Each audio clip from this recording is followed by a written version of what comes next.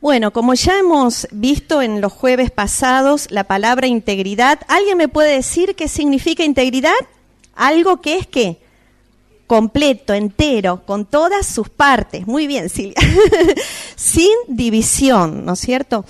Y hay una definición de un hombre, este púlpito es chico para mí, con tantos papeles.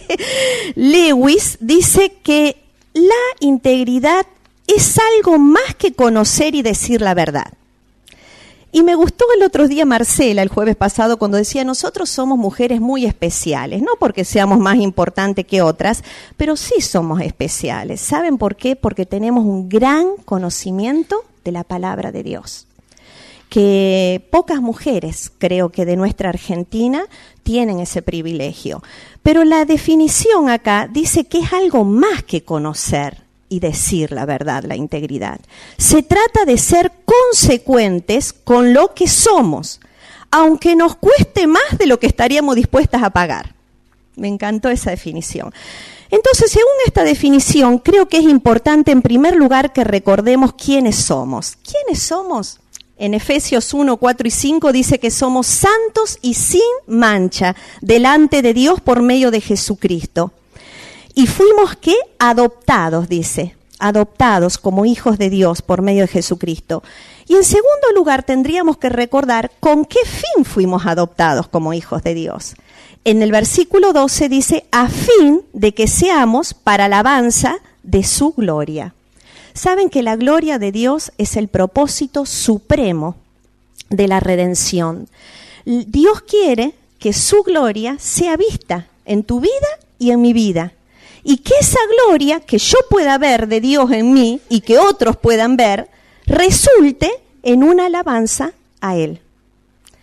Y Pedro dice lo mismo que Pablo, pero nos ayuda a entender un poquito más qué significa esto en la práctica. En 1 Pedro 2:9, ¿se acuerdan que dice que somos una nación santa, un pueblo adquirido por Dios? ¿Para qué? Para que anunciemos las virtudes de aquel que nos llamó de las tinieblas a su luz admirable. O sea que, ¿para qué fuimos salvos? Para manifestar su gloria, para anunciar su gloria. Y me pregunté, ¿y cómo anunciamos su gloria? ¿De qué forma en la práctica? Pedro lo dice de dos formas, hablando y viviendo la palabra de Dios. Hablando, en 1 Pedro 1:25, dice, mas la palabra del Señor permanece para siempre. Y esta es la palabra que por el Evangelio ha sido anunciada. O sea, hablando, anunciamos su gloria. Pero en el 2:12 dice, manteniendo buena vuestra manera de vivir entre los gentiles, para que en lo que murmuran de vosotros como de malhechores, glorifiquen a Dios en el día de la visitación, al considerar vuestras buenas obras. Dios quiere que mantengamos una conducta una conducta buena delante de los que no conocen a Dios. Y esa palabra buena, ¿saben qué implica? Una bondad, la bondad más pura que puedas imaginar, con las motivaciones más puras, excelente y atrayente, una bondad que se vea y que atraiga, una conducta honorable. ¿Para qué? Para que el día que la gracia de Dios toque la vida de esas personas que no conocen a Dios, ellos al considerar nuestras buenas obras, terminen conociendo a Dios y terminen glorificándole a Él también. Miren qué hermoso. Ahora, según Santiago, una fe genuina en Cristo Jesús debe marcar una genuina diferencia en el estilo de vida de una persona. Y me olvidé decirle que vamos a basar nuestro estudio en Santiago, capítulo 2, versículo 14 al 26. Vamos a ir leyendo a la medida que vamos a ir desarrollando. Por eso, lo importante que dice Santiago, una fe genuina en Cristo Jesús debe marcar una genuina diferencia en el estilo de vida de una persona. Por esta razón, en esta porción que ustedes están viendo seguramente ahí, la fe sin obras es muerta, dice, ¿no es cierto?, el título. Él va a mencionar en estos 13 versículos 10 veces la fe y las obras vinculadas, para afirmar que nuestra creencia determina nuestra conducta. Nuestra creencia determina nuestra conducta. Santiago dice, presten atención, que el cristianismo debe producir buenas obras, pero escuchen, que tengan su origen en una fe viva, como fruto visible de su justificación. ¿Qué dice Isaías 64:6? ¿Se acuerdan? Nosotros no tenemos nada bueno que ofrecer a Dios. Nada. Dice que somos como suciedad y todo lo bueno que podamos llegar a ser es como un trapo de inmundicia delante de Dios. Esa es la realidad de todo ser humano. Pero fíjense lo que dice Hebreos, yo se los voy a leer 13, 20 a 21. Hebreos 13, 20, 21. Y el Dios de paz que resucitó de los muertos a nuestro Señor Jesucristo, el gran pastor de las ovejas, por la sangre del pacto eterno, os haga aptos en toda obra buena, para que hagáis su voluntad, haciendo Él en nosotros lo que es agradable delante de Él por Jesucristo, al cual sea la gloria por los siglos de los siglos. Amén. Qué impresionante. Yo no puedo hacer nada bueno para Dios, pero por la obra de Cristo, por la sangre de Cristo que me limpió, me justificó, Él viviendo en mí es el que produce las cosas buenas que yo puedo hacer. Yo no, Él lo produce en mí. Entonces, si Él lo produce y yo no, toda la gloria ¿para quién es? Claro, nunca tendríamos que ponernos orgullosos de nada bueno que hagamos, porque nosotros somos incapaces. Somos incapaces. Él es el que produce en nosotros todo lo bueno. Santiago resume la premisa fundamental de toda su epístola, porque toda la epístola va tratando el mismo tema, con estas palabras: la fe sin obras es muerta. Ahora, en los tiempos de Santiago, aparentemente, había mucha gente que conocía y hablaba muy bien el lenguaje cristiano, pero que no reflejaba, ¿no es cierto?, en sus vidas la realidad de la verdad que decían creer. Y esta triste situación me parece que es la que nos toca vivir bastante, ¿no es cierto?, en nuestro mundo llamado cristiano. ¿Cuánta gente te encontrás por ahí que vos le preguntás, ¿crees en Dios? ¿Y qué te dicen? Sí, cualquier cantidad. Yo estaba leyendo un libro de algunas estadísticas, dice que en Estados Unidos el 90% de todas las personas dicen creer en Dios. De esos 90%, el 27% solamente asiste a una iglesia. Y de esos, la mayoría jamás consulta la Biblia como una guía para tomar las decisiones las decisiones más importantes en su vida cotidiana. Entonces, creer en Dios para ese tipo de persona no afecta nada a sus vidas. ¿No es cierto? Dicen creer en Dios, pero sus vidas no son afectadas por esa creencia. Spurgeon dijo, en todos lados, me gustó esto, reina la apatía. A nadie le importa si lo que se predica es verdadero o falso. Un sermón es un sermón, sin importar el tema. Solo cuanto más corto es mejor. Perdonen, pero yo no voy a hacer corta. Cuanto más corto es mejor. Y parece que hoy en día es así. En muchísimas iglesias las personas están ¿qué? Con el reloj, masticando chicle, haciendo, ¿no es cierto?, mandando mensajito. A ver, cuanto más corto es mejor. Qué bien, habló re cortito y lindo, ¿no es cierto? Ahora, sí, tristemente el consejo que hoy tenemos que dar también, no sé si les pasa a ustedes, el consejo que más tenemos que dar en nuestras iglesias y en el cuerpo de Cristo es: no mires a los hombres. No mires a los hombres. Cuando el apóstol Pablo le dijo a sus hermanos, sed imitadores de mí, así como yo de Cristo. Hay un montón de versículos que no tenemos tiempo, pero también me acordé de Hebreos. Dice, miren a sus pastores, miren a sus líderes, consideren la conducta de ellos e imítenlo. Pero tristemente yo creo que hoy en día hemos perdido el modelo o los modelos en el mundo llamado cristiano, o muchos modelos, no es que no hay nada, pero muchos.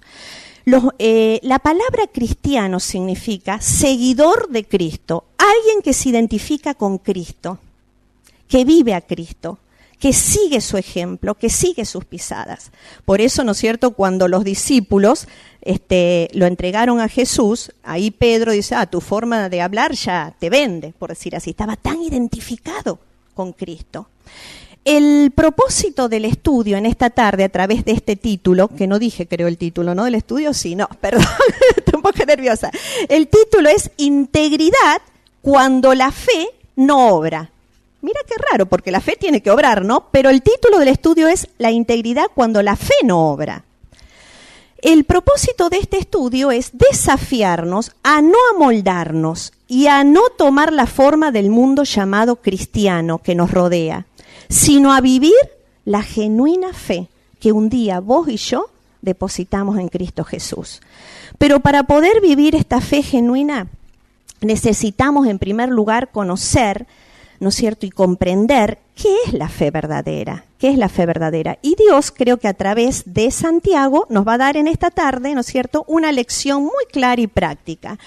Santiago presenta este tema con tanta pasión, y yo digo con total autoridad, porque él nació, creció y vivió en el mismo hogar donde vivió la persona más íntegra, ¿no es cierto?, que haya vivido en esta tierra, que era Jesús. A mí me encantó y me emocionó pensar de estudiar este libro desde ese punto, que él tomó la leche con Jesús cuando era niño, diríamos, ¿no es cierto?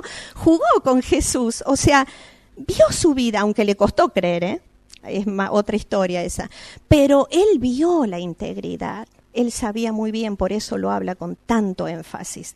Entonces, el primer punto del estudio es una fe verdadera, es más que una fe verbal, es más que admitir hechos. Y ahora sí le voy a pedir si alguien me lee el versículo 14, 2:14, rapidito.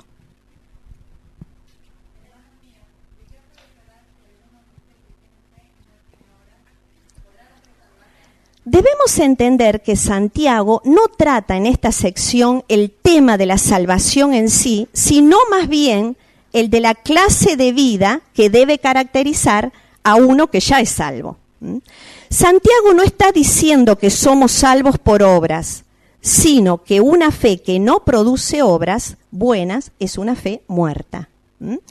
Santiago no está contradiciendo la doctrina de Pablo de la justificación que es solamente por fe genuina en Cristo Jesús. Tanto Pablo, es interesante, tanto Pablo como Santiago definen a la fe de esta forma, como una confianza en Cristo Jesús viva y productiva. Lo vuelvo a repetir, una confianza en Cristo Jesús viva y productiva. Eso es la fe. Gálatas 5:6 dice así, porque en Cristo Jesús ni la incircuncisión vale algo, ni la circuncisión ni la incircuncisión, sino que la fe que obra por el amor. Es una fe que obra, es una fe viva, es una fe productiva. En Romanos 5:5 dice que cuando recibimos a Cristo, el Espíritu Santo de Dios derramó en nosotros que todo el amor. Y ese amor es el que produce las buenas obras. Es el amor de Dios. Rairi dice que este versículo que leímos recién, una mejor traducción sería, ¿podrá no la fe salvarle? Porque la fe sí nos salva. Pero la mejor traducción sería, ¿podrá esa fe salvarle? ¿Podrá una fe improductiva, muerta, solo de palabras salvar a una persona?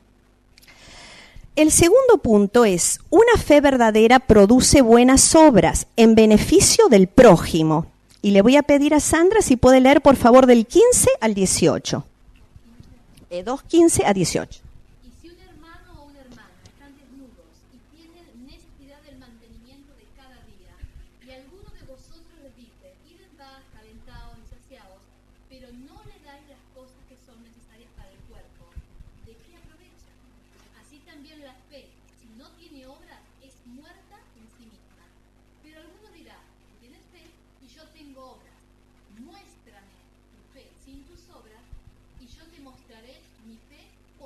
Ajá.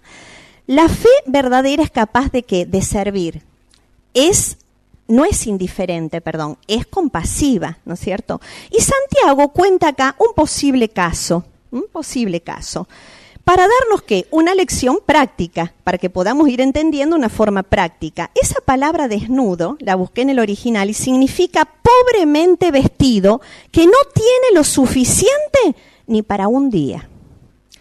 Y cuando vamos recorriendo, ahora la semana pasada estuvimos allá en Tucumán y en Santiago del Estero, fue hermoso. Y también en nuestra zona donde trabajamos, La Matanza, pero me imagino que hay muchos lugares, yo encuentro muy a menudo personas que solamente tienen para el mediodía, pero no tienen para la noche, no tienen para cenar. Y menos saben si mañana van a comer, ¿no? Y esa es la clase de persona que está diciendo acá Santiago. Si un hermano o hermana viven en esta condición y los creyentes que estamos en capacidad de ayudarles no hacemos nada y decimos, imagínate que yo estoy en esa posición, alguien golpea la puerta de mi casa, angustiado, que sé que no tiene nada, ¿no es cierto? Y yo lo recibo y le digo, ay, cuánto lo siento que no tenés trabajo. Bueno, voy a orar por vos, para que Dios te dé un trabajo. Lo siento que estás así, y por dentro pienso, y bueno, yo ayudo a tantos, lo ayudará a otro, qué sé yo.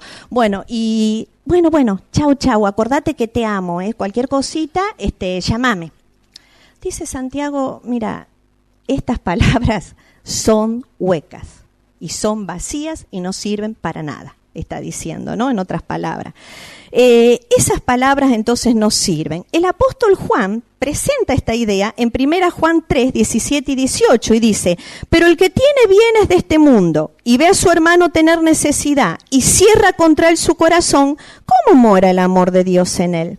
Hijitos míos, no amemos de palabra ni de lengua, sino de hecho y en verdad. Y tanto Juan como Santiago están enfatizando la enseñanza de que si la fe no se expresa en un estilo de vida compasivo, que podamos ayudar al que no tiene o al que tiene menos que nosotros, probablemente, ¿no es cierto?, puede ser, no estamos diciendo que es, porque no podemos ser enfáticos así, puede ser que esa fe no sea una fe verdadera, no sea una fe genuina. Alguien escribió una sátira y cuando la leí en un libro, bueno, me tocó mucho el corazón. Después yo le hice unas pequeñas modificaciones, pero está en un libro, no es mío. Pero esta sátira la quiero leer porque creo que nos va a ayudar a entender un poquito más y grabar en nuestro corazón esta lección. Dice así, estuve hambriento y ustedes formaron un club de humanidades para discutir de qué forma podrían satisfacer mi hambre, mientras disfrutaban de un delicioso café con tortas. Ustedes vayan pensando si muchas veces no es esta realidad, ¿no es cierto? Vemos problemas, aún en la iglesia, vemos problemas de necesidad y nos juntamos, bueno, a ver qué podemos hacer y estamos 2 meses viendo qué podemos hacer, mientras 2 meses una familia entera tal vez no comió, ¿no? Estuve preso y ustedes desaparecieron en silencio para asistir a la reunión de oración, contentos de poder compartir con los hermanos un motivo de oración muy especial y espiritual por mi liberación. Pero nadie me visitó en la cárcel. Y me puse a pensar en la cárcel. En lo primero que se nos viene a la mente es una cárcel de barrotes, ¿no es cierto?, de hierro. Pero yo pensé, ¿cuántas personas están atrás de una cárcel de dolor, de angustia, de soledad, de pruebas y también de pecados? Y a veces yo llevo el motivo de oración a la iglesia, pero ¿estoy haciendo algo más por eso?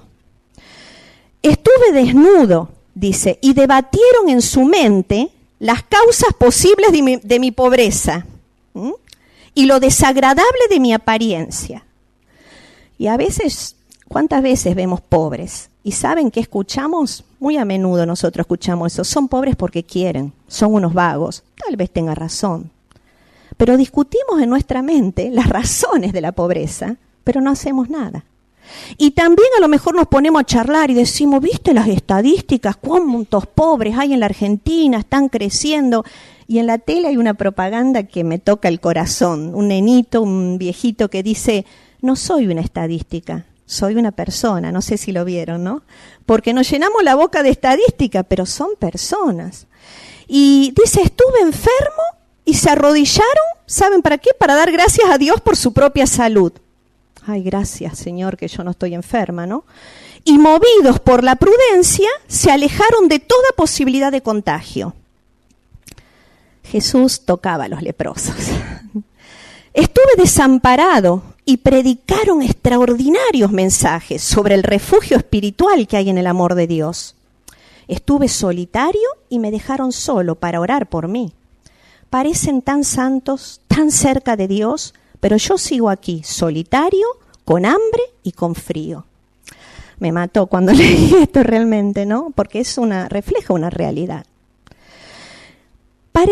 ¿Saben? Los cristianos podemos muchas veces estar muy involucrados en la obra de Dios, pero ¿saben cuál es el peligro? Que perdemos, ¿no?, la esencia de la obra. ¿Y cuál es la esencia de la obra? A ver, alguien de las más viejas, ¿quién me podría decir qué es la esencia de la obra de Dios? ¿Qué te parece, Alba? Persona a persona.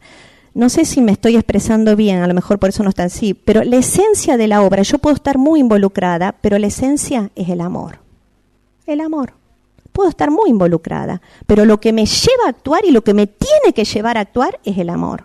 ¿El amor dónde nace, Suni? En una relación íntima de cada día con el Señor. Si no, no brota ese amor, aunque esté ahí.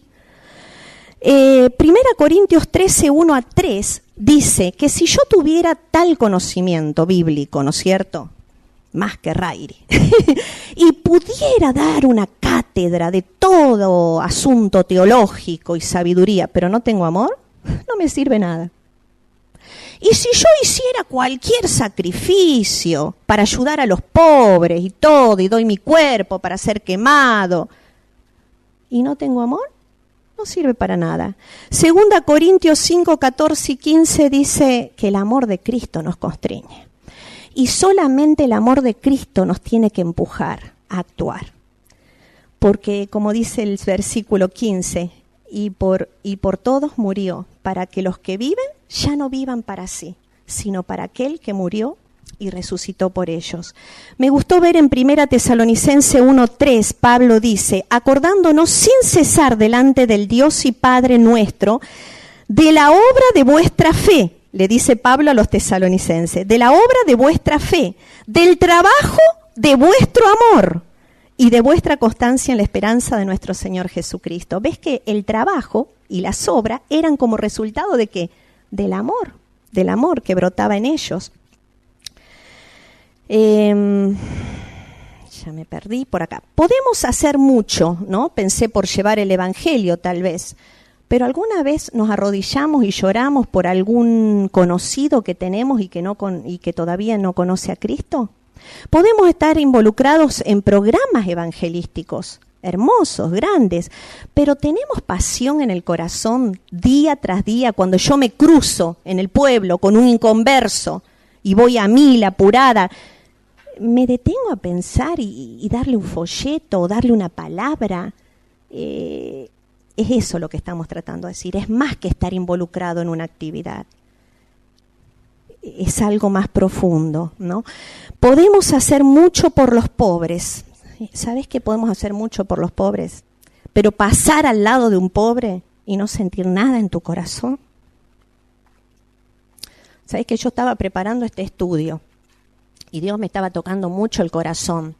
Y la semana que viene tengo la reunión femenina anual, así que estoy a 1000 con 20.000 detalles. Me fui a San Justo a hacer las compras, todos los regalos para comprar para las mujeres, y estaba ahí mirando las vidrieras, los precios, y un hombre me tocó así, ¿no? Cuando lo miro, un aspecto muy desagradable, ¿no es cierto? Muy pobre, muy sucio.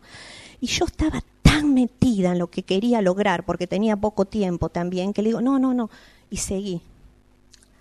Y realmente eso es lo que dice acá. Yo puedo ayudar a los pobres, pero cuando un pobre me toca, yo siento algo dentro mío o no pasa nada. Y a ese punto tenemos que llegar. ¿Saben por qué? Porque esta es la más sutil de todas las trampas, dijo Spurgeon.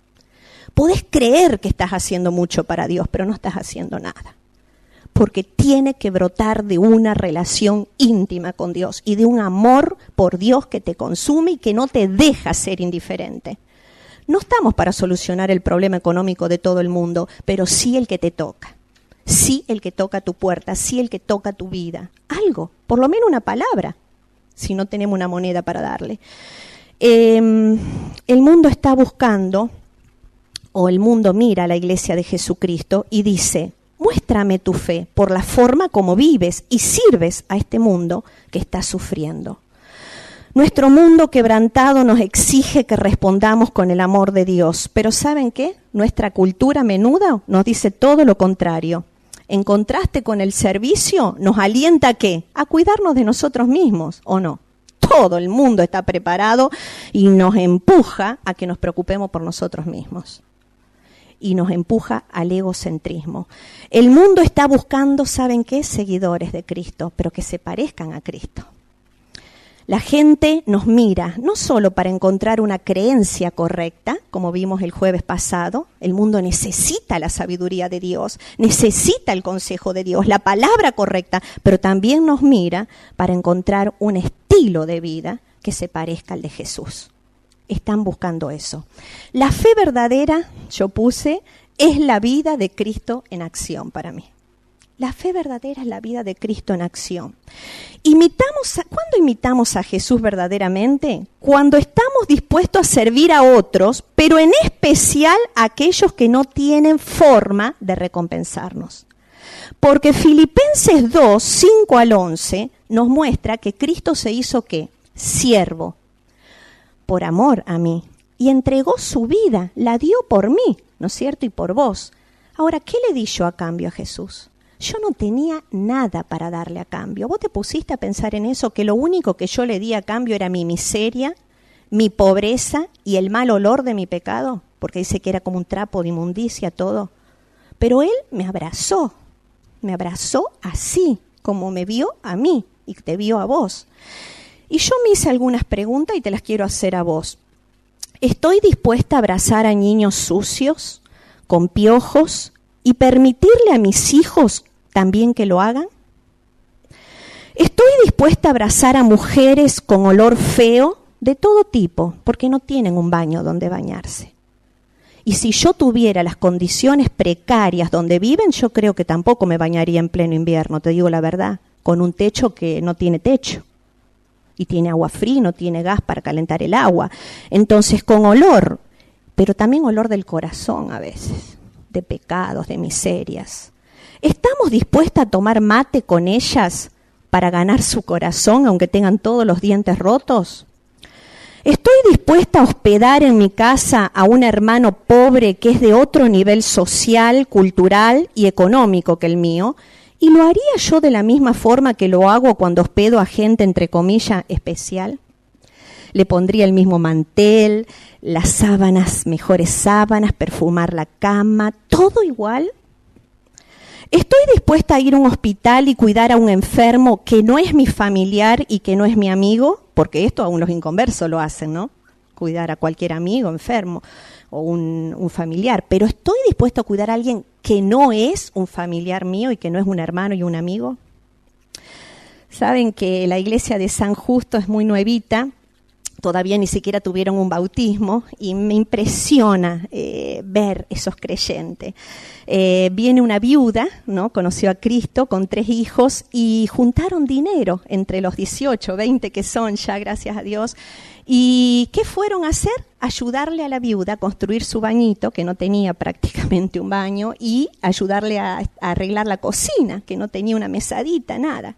La madre de esta señora, una católica pero durísima, terrible, que no quería escuchar a nada y odiaba a los evangélicos. Pero decidieron no hablarle de Cristo, porque ya las hijas le habían hablado mucho, decidieron mostrarle a Cristo.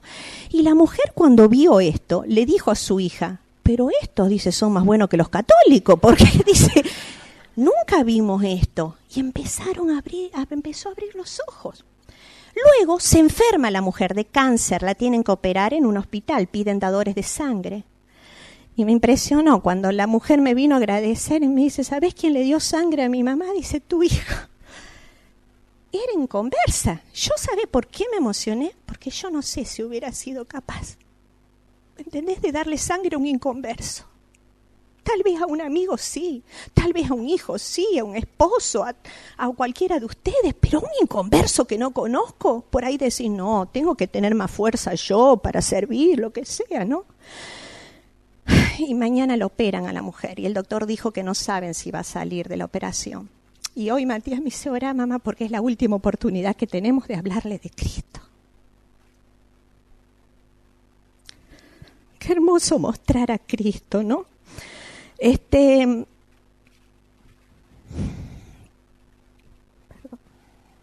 porque aún los inconversos dijimos que lo hacen. La idea, yo puse, es que nuestra vida, que está unida y escondida en la justicia perfecta de Cristo, sobresalga como una luz en nuestra comunidad. Así como sobresalió la vida de Cristo cuando estuvo en esta tierra, ¿o no? ¿No sobresalía su vida que era tan hermosa? Vamos a ver un videíto chiquitito, por favor, si ya estamos, please. Sí, yo no le puedo hablar en inglés. ¿Ya está? Es cortito. ¿Saben? Les voy a decir algo mientras. Nosotros en las reuniones femeninas este año, en el tiempo de visión misionera, oramos por diferentes países. Y este mes nos tocó orar por Haití. Yo no sabía que Haití era el país más pobre de todo nuestro continente, ¿no? Es tremendo. Y cuando vi este video en la reunión allí en Los Ceibos, le digo, dámelo porque me tocó tanto el corazón. Después que vemos el videíto, que parece muy lejos de acá Haití, yo le voy a mostrar fotos de barrios que están a menos de 1 hora de acá donde vivimos nosotros, que son los barrios donde viven algunos de nuestros alumnos que hoy tenemos en el instituto. Y son barrios donde tenemos exalumnos fundando iglesias, y yo quiero que vean las casas de ellos, o una casita, ¿no? Y que sensibilice nuestro corazón. Vamos a ver el videíto, por favor. Mientras anoche dormías cómodamente en tu blanda cama, miles de niños dormían en la calle. Mientras ayer comías hasta saciarte, miles de niños buscaban entre la basura qué comer. Mientras ayer sobrealimentabas a tu mascota, alguien se alimentaba con lo único que tenía, barro. Mientras ayer decidías qué zapatos ponerte, miles de niños no tenían un par que ponerse. Mientras anoche disfrutabas de una ducha caliente, miles de niños se bañaban en el único lugar que podían. Y lo peor de todo es que esto está pasando a menos de 300 millas de ti. Haití es el país más pobre del mundo occidental. El promedio de vida de sus habitantes es de solo 47 años. El ingreso promedio de una persona es menos de $1 diario. ¿Podrías tú vivir en esa situación? Jesús dijo, porque estuve hambriento y me diste de comer, tuve sed y me diste de beber, fui un extraño y me invitaste a tu casa, estuve desnudo y me diste vestido, enfermo y cuidaste de mí. ¿Está Jesús hablando de ti? ¿Lo estás alimentando? ¿Le estás dando refugio? ¿Lo estás vistiendo? Porque si alguno tiene suficiente dinero para vivir bien y ve a su hermano en necesidad y no muestra compasión, ¿cómo puede el amor de Dios estar en esa persona? De la misma manera, permite que tus buenos actos brillen para que todos vean y así todos puedan alabar a vuestro Padre Celestial. Y si un hermano o una hermana están desnudos y tienen necesidad de la provisión de cada día, y alguno de ustedes le dice, ve en paz, caliéntate y sáciate, pero no le dan nada de lo necesario, ¿qué bien hace eso? Así también, la fe, si no tiene obras, es muerta en sí misma. ¿Está tu fe muerta y sin uso? Pruébalo. Cuando un hijo de Dios está en necesidad, sé el primero en ayudarle. Haití espera por ti.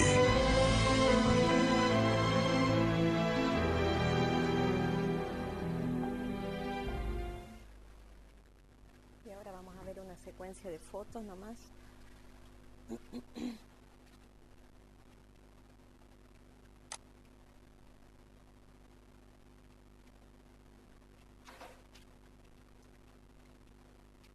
Son los barrios que más o menos a 1 hora de acá podemos encontrar, o menos tal vez. A veces pensamos, o sea, cuando Chanel fue a la India y me trajo algunas fotos, miren, realmente parece que fueran de la India, ¿no? Pero son de nuestra Argentina. Y hay muchísima gente, muchísima que vive en esa condición. Hermanos nuestros, por supuesto, estamos hablando no de todo el mundo, pero también hermanos nuestros que viven así.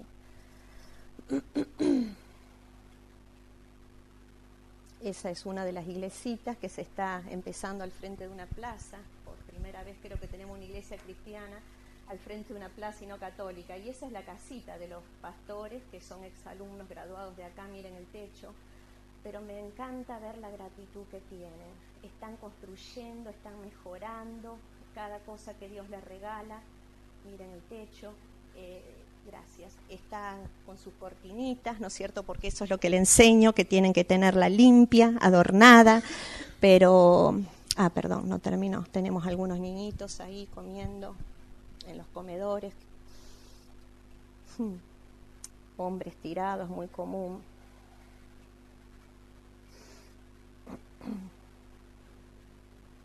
Ya está, ¿no es cierto? Sí, bueno.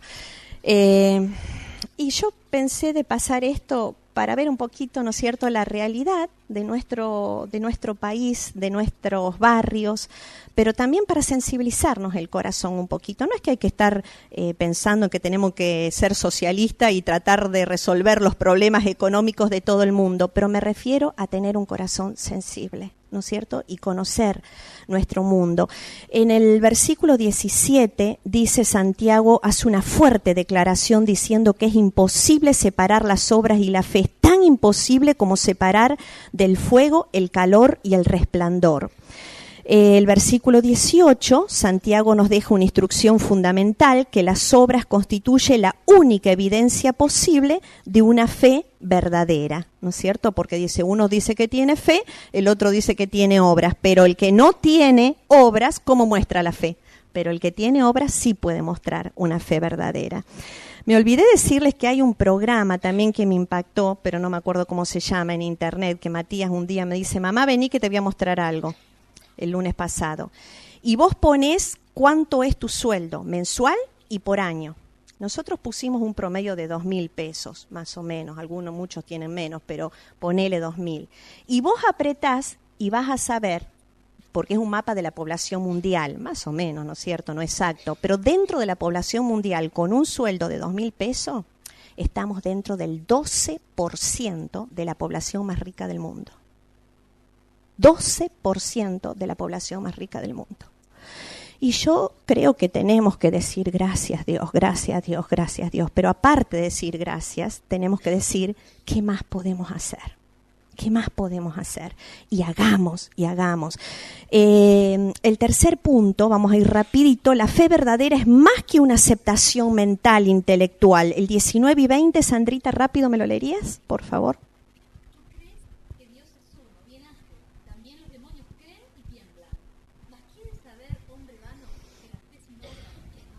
Según Santiago, entre los demonios no hay ateos, ¿no? Ellos tiemblan creyendo que hay un Dios verdadero. Eso lo vemos en su ministerio terrenal, cuando él se encontraba con una persona poseída. Reconocían su deidad y lo respetaban, pero aunque eran sinceros ellos, no cambiaba la personalidad de ellos y la conducta, ni siquiera las expectativas que tenían del futuro de ellos, porque le esperaba el infierno, ¿no es cierto? Porque eso demuestra que una fe simplemente intelectual, de creer, no cambia nada, no transforma nada. Y por eso Dios le dice también a su pueblo a través de Moisés en Deuteronomio 6, 4 y 5, Oye Israel, Jehová nuestro Dios, Jehová uno es. Y amarás a Jehová tu Dios de todo tu corazón y de toda tu alma y con todas tus fuerzas. Me puse a pensar en esto y después se acuerdan que viene el hecho de decir obedezcan la palabra, ¿no? Y enséñelan a sus hijos. Nosotros podemos creer que Dios es uno, podemos dar una lección tal vez de la Trinidad, ¿no es cierto? Pero cuando decimos Dios es uno y un solo Dios, eso es una realidad. Pero después en la vida práctica yo decido cada día quién va a ser mi Dios, entre chiquito, ¿no es cierto?, con D minúscula. Ahora, cuando yo realmente entiendo que Él es el único Dios y quién es Él, automáticamente, cuando yo lo entiendo en profundidad, ¿qué hago? Someto mi voluntad a Él. Y pasa algo dentro mío. empiezo a amarlo. Y dice, amarlo no así nomás de sentimiento y levantando la mano en una reunión de alabanza. Amarlo con todo el corazón, con toda la mente y con todas las fuerzas. Y con una actitud de obediencia. La fe que no hace nada no significa nada. Y el punto número 4 es la verdad. La fe verdadera se muestra con actos de obediencia a Dios, del 21 al 26. ¿Alguien lo puede leer rapidito? Tenemos el ejemplo de Abraham y de Rahab. Sandra, por favor. Uh-huh.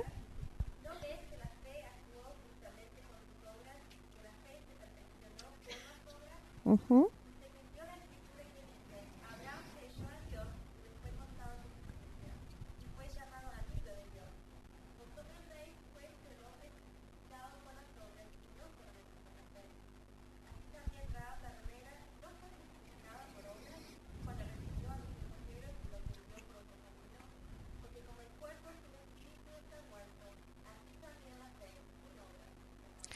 En Génesis, vamos a tomar el ejemplo de Abraham. En Génesis 15, 5 y 6, Abraham recibe la promesa que su descendencia iba a ser numerosa, más numerosa que las estrellas del cielo. ¿Y qué dice? Que Abraham creyó a Dios. Y ahora Santiago dice que eso le fue contado, ¿qué? Por justicia, ¿no? Allí en Génesis 15 es la primera vez que aparece la palabra creer, el verbo creer en las Escrituras. Y Abraham nos demuestra que se nos considera justo solo por la fe, ¿no es cierto? Pero nuestra fe nunca está sola, siempre va acompañada con obras. Cuando Dios le pide a Abraham un hijo, ¿qué hace él? Responde con obediencia. Y ahí demuestra que su fe era verdadera, ¿no es cierto? Si Abraham hubiese dicho solamente creo en Dios, pero no hubiese mostrado nada, no hubiera obedecido a Dios, no hubiera tenido un acto de obediencia, probablemente su fe hubiera sido solamente teórica, verbal o intelectual. Somos justificados solo por la fe, Romanos 5:1, y hay muchísimos versículos para afirmar eso. Pero por una clase de fe que es viva, que no está sola en los labios, sino que abarca toda nuestra vida transformándola, nace en el corazón y se manifiesta en acciones que glorifican a Dios. Esa es la fe salvadora. Versículo 22b dice que la fe se perfeccionó por las obras, y me encantó entender esto. La fe precede a las obras, ¿no? Pero las obras conduce a la fe a su meta final, que es la perfección. ¿Qué significa perfección? Llevar a su medida completa, terminada, que no le falta nada. Es una fe íntegra. Y puse así, cuando la fe se manifiesta en obras, se completa el cuadro maravilloso de la justificación con una vida transformada. Es algo inseparable. Fe y la manifestación de la transformación de una vida. Algunos dicen que Pablo y Santiago se contradicen, usando el versículo 24, porque Santiago dice que la salvación no es por fe nomás, parece, dice que por obras, ¿no? Y Romanos 4, 1 a 5, Pablo dice, no, es por fe. Pero no, aunque aparentemente es una contradicción, tenemos que comprender que cada escritor está proponiendo algo diferente. Y me encantó entenderlo. Pablo ve el asunto desde la perspectiva divina y expresa que somos justificados en un sentido legal y de posición solo por la fe. Santiago ve la situación desde la perspectiva humana y terrenal y expresa que las obras son la evidencia ante los hombres de que la salvación en realidad ha sucedido. Efesios 2, 8 y 9 revela el acuerdo teológico entre Pablo y Santiago. No somos salvos por la fe más las obras, sino que somos salvos por una fe que produce obras, que realiza obras. Pablo y Santiago es como que se ponen de espalda con espalda, ¿no es cierto?, para confrontar a diferentes enemigos del Evangelio.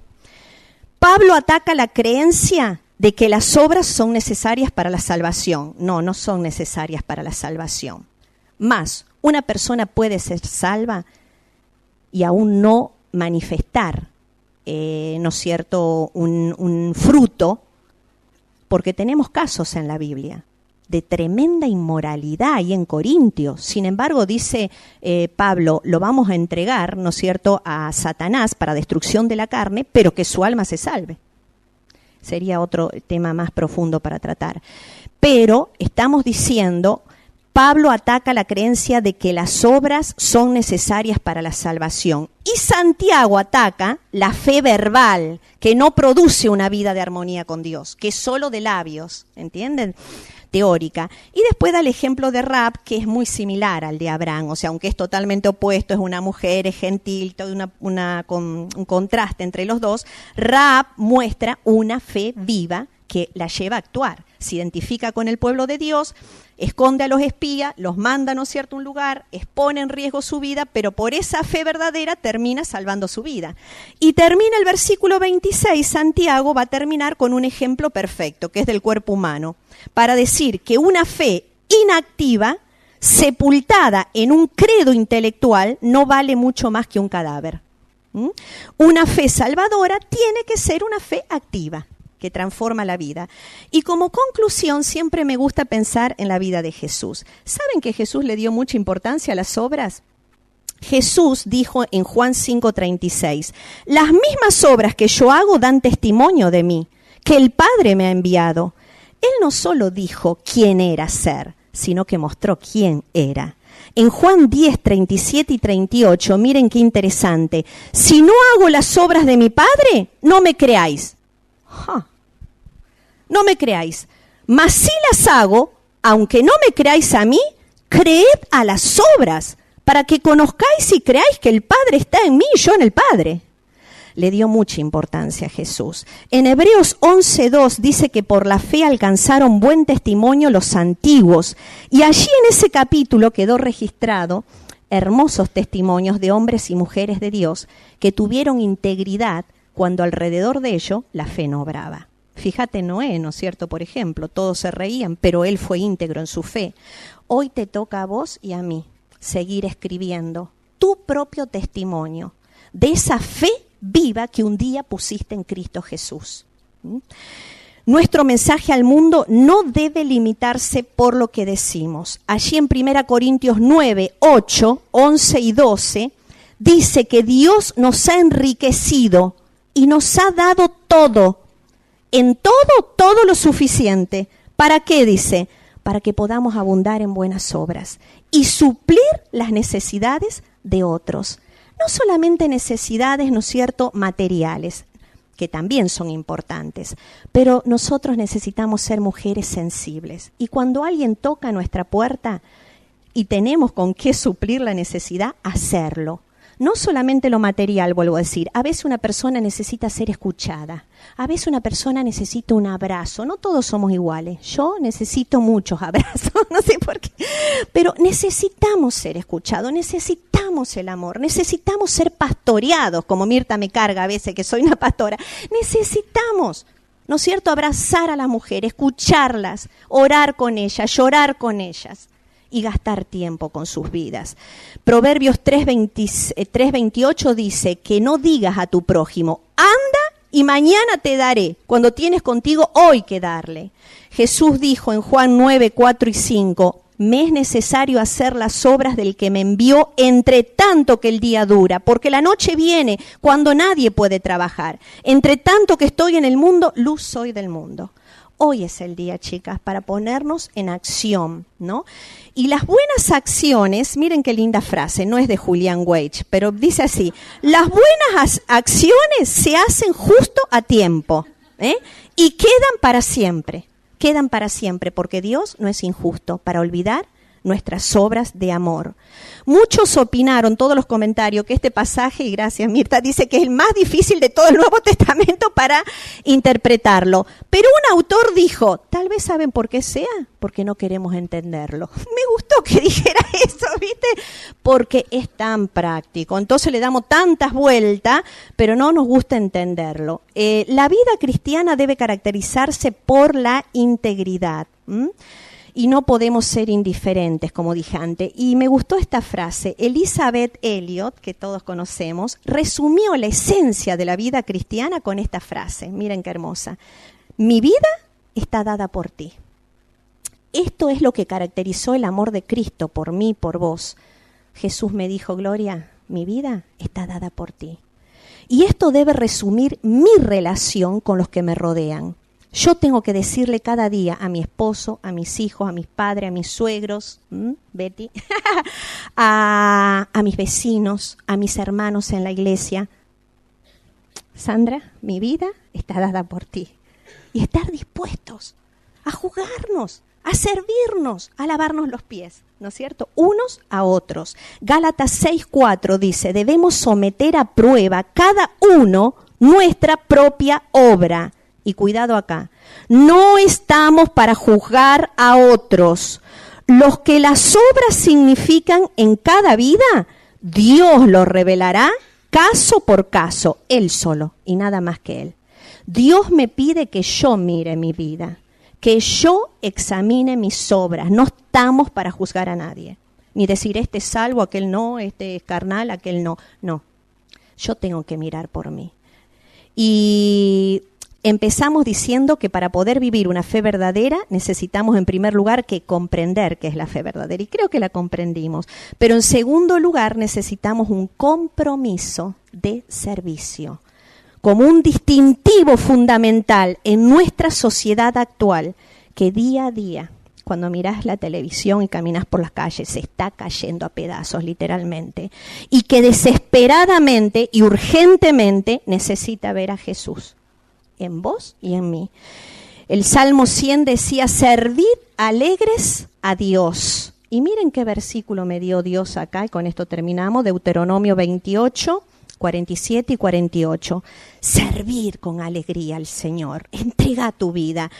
Porque dice así Dios a su pueblo, por cuanto no serviste a Jehová tu Dios con alegría y con gozo de corazón, por la abundancia de todas las cosas, y esto lo agrego yo, que hemos recibido, servirás por tanto a tus enemigos que enviare Jehová contra ti, con hambre y con sed, con desnudez y con falta de todas las cosas, y él pondrá yugo de hierro sobre tu cuello hasta destruirte.